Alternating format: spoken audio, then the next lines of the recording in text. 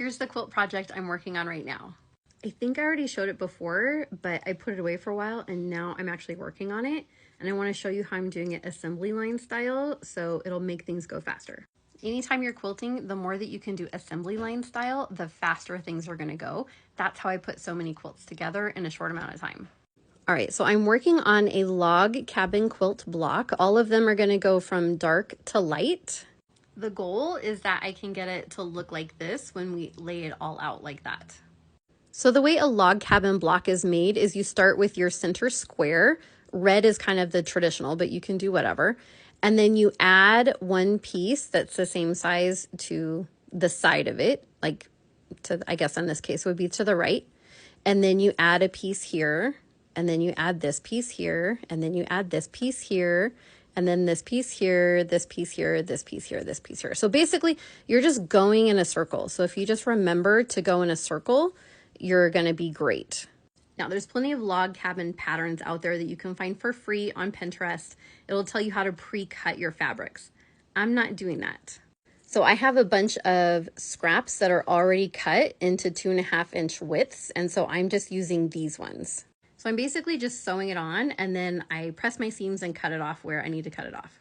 So I started with my center and I did all of my centers to this next one. There's 72 blocks in this. And then I pressed all my seams and then I trimmed it to where I need to trim it. And then I added this piece onto the bottom. Next, I'm going to be adding this piece right here. So assembly line style, I'm just doing all of them with their next piece, and then I cut them off and trim to the next one.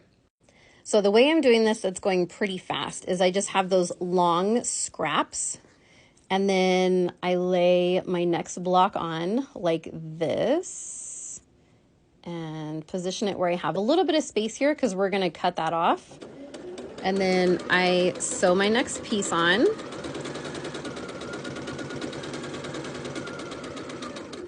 And so then I end up with this long strip and I'll just cut these apart.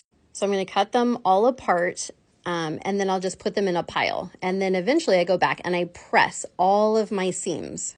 And then when I have all 72 blocks with this piece on and everything's pressed, then I sit down and I just trim off the sides like that. So doing it assembly line style like that, I can whip through a whole bunch of them and I'm just like manufacturing 72 blocks all at one time. So then at one time, I'm going to have all 72 blocks done and I can just lay them all out how I need them to go onto my design wall. And then I can sew the rows together so that it creates that design. So anytime that you're doing a quilt and you want to get through it quickly, I would definitely suggest doing anything you can assembly line style. So basically all of our patterns are for beginners, except for maybe 2 of them, but all of them are for beginner patterns. And so a lot of them are just the same repeating block over and over. And so you can sit down and do this kind of thing. But even on a pattern that is more advanced or maybe where it has a lot of different blocks, you can still do assembly line style where you just take everything that you can and sew it all.